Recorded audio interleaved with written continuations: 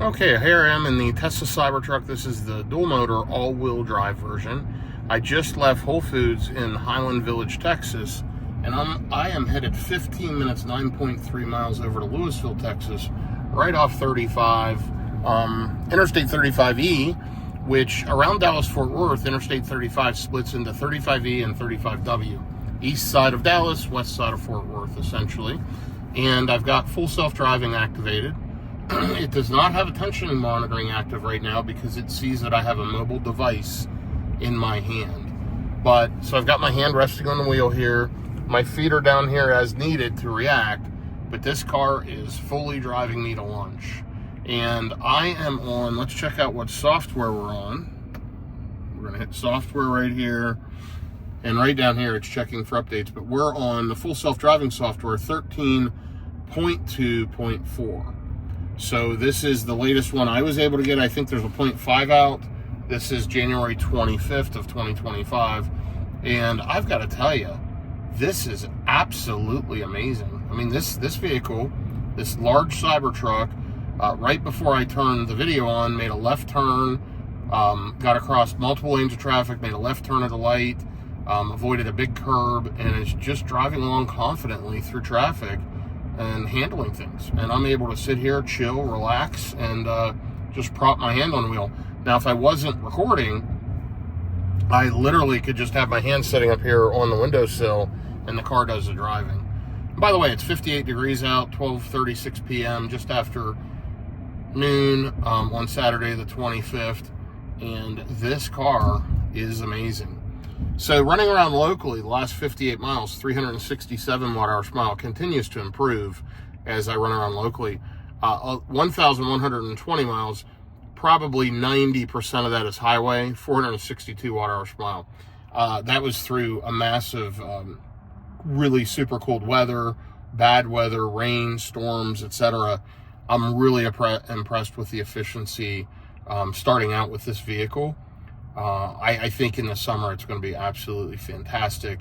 It's got the Pirelli tires on it, not the Goodyear. So they're a all-season. And by the way, attention monitoring's on. You'll see up by the blue steering wheel, right above the speed, the little green dot. That means I do not have to have my hand on the wheel.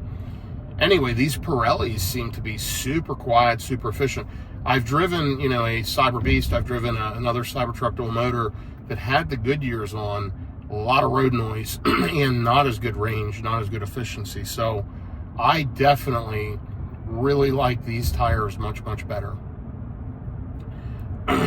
It's personal preference, any appearance stuff. I like the core wheels. I think they look great. You can take the caps off, the aero caps. I think that defeats the purpose. And you can put little inserts in. They look unbelievably nice. They look fine to me with the inserts. I don't like silver wheels. Matter of fact, the new Model Y, for no extra charge, I can get the larger wheels on it. And I have it coming, by the way. I've ordered it the day it was announced, and the launch series Model Y, and I'll be taking delivery, it looks like in March. It'll be the ultra red black interior with the tow package with the 19-inch range wheels. And you can, why black interior? Well, I don't like the white because of the reflections on the dash. That's why this has tactical gray. And I don't like the reflections from the dash from the doors up into the windows. Really bothers me with the white interior. They look incredible. The wheels, why not go with the $2,000 more expensive wheels? I could get the white interior at no extra charge. I can get the wheels at no extra charge. I don't like the look of them. I don't like the lessened range, and I don't like that they're stiffer, the way it rides. I'm about range and ride comfort. These are vehicles I'm going to road trip in. I need to maximize range. So I'm going with the maximum range spec Model Y, and the interior is a preference.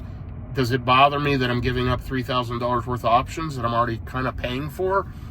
Yeah, but at the end of the day, I'll be much happier with the vehicle with that spec. So, and I realize long term, when I go to get rid of it, it'll be a lot of miles later. That may affect a little bit on resale. I could do a little better with the white interior and with those upgraded wheels, but it is what it is. I'm going to stick with the spec that I want.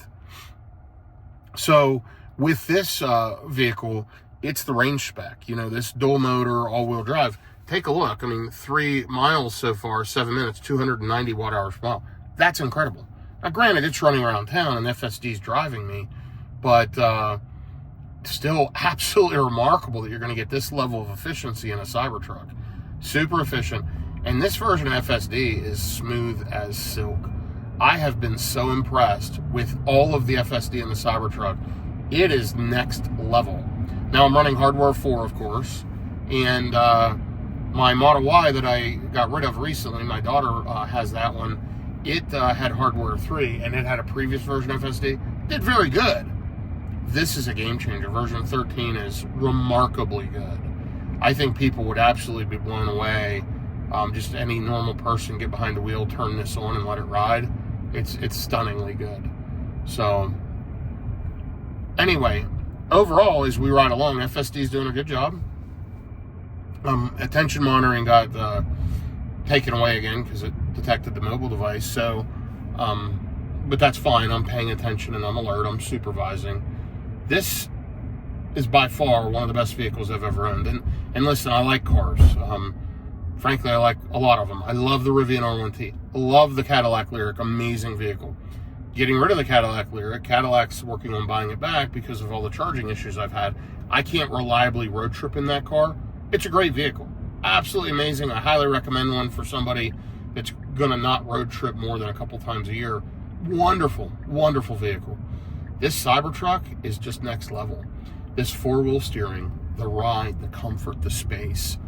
Guys, I've told you, I'm a big guy, 6'5", 325 plus pounds. Look how much room I have. I don't know if you can see, but my clearance to the dash is remarkable. From me back here to the dash, absolutely remarkable. I have so much room. It's so spacious. So much room that way. It's wide, it's big, it's comfortable. Absolutely remarkable here. And this FSD is, wow, incredibly human-like. Let's see how it does getting up to speed. Nice acceleration. Not like the old ones where it was super jerky and way too aggressive. I mean, this is perfect. It's doing everything exactly the way I would have. So I'm about 6 minutes away now. We're at, since last charge, 330 watt-hours per mile. Again, gaining on efficiency overall there. And FSD's doing its job as I'm getting out on, this is Interstate 35 over here. Super, super busy interstate, as you can see. And it's not that busy today. It's a Saturday and it's midday, but it's fast. And a lot of lanes and usually construction and pretty aggressive drivers. So, very, very windy today. I can feel the wind in the Cybertruck. You can probably hear that a little bit.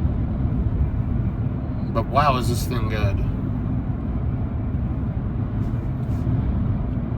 It's only 5 minutes away.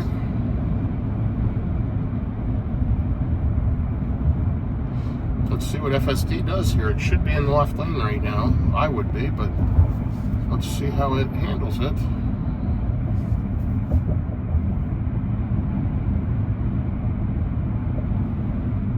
There's no traffic behind me, so it's not pushed, but yeah, it's jumping right over now. And that's just fine. Some potholes here, but this thing can handle them.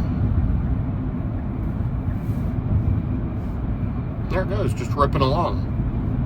Effortlessly switched over 2 lanes, getting ready to get out on the interstate. It's reminding me to keep, touching the steering wheel. It's upset that I am holding a mobile device, rightfully so. But here's the good news. The car's driving, I'm supervising, and I can react, and this thing is remarkably good.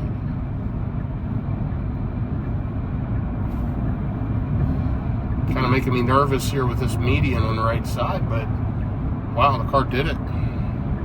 That's jumping over 1 lane. That's good. That's what I would have done. That's decided it wants 1 more. That's fine. It is 70 miles an hour out here, so it is in hurry mode. So it's getting up to speed. Notice the efficiency down here. That's getting higher usage as I'm up to highway speeds, but it's still really good.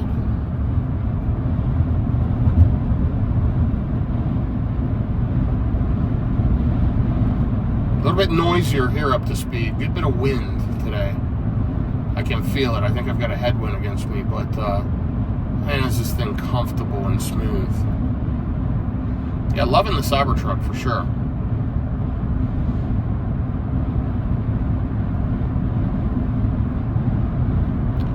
Definitely one of the most unique vehicles I've owned. I've owned some pretty unique ones over the years. This one's definitely unique, but candidly, I probably got more attention from the Cadillac Lyriq than I've gotten from the Cybertruck. Both vehicles have the windows all tinted out, but when I was in Tulsa, I had tons of people compliment that Lyriq. I was at a dinner one night at a real nice steakhouse, and the valet, all of them outside were talking about it, the lighting, how beautiful the car was, the people I was meeting.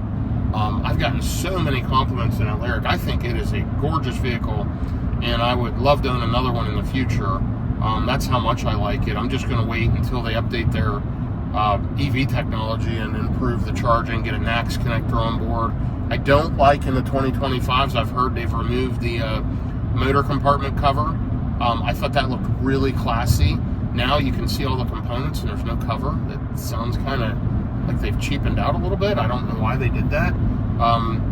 One of the subscribers told me about it and sent me a comment that they canceled their order because the NACS port's not on there yet, and they really felt like they cheapened it up with that removal of that engine motor bay cover, I should say, not engine.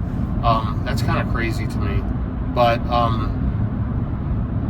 the Lyriq has definitely been one of the nicest vehicles. Just absolutely love it. A little bit floaty, a little bit lofty. Wish it had a more dynamic suspension or air ride or something where I could stiffen it up, make it a little more sporty. But listen, Cadillacs aren't designed to be sporty. They're designed to be luxury, and it's definitely a luxury car. So really, really, truly, truly enjoy it.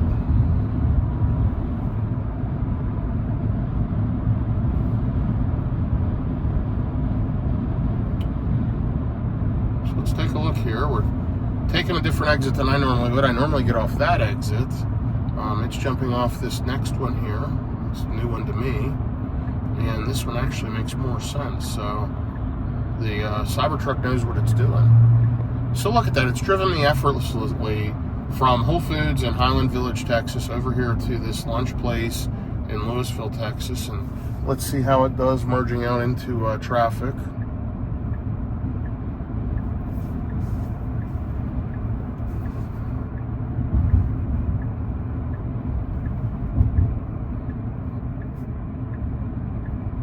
It's making its moves.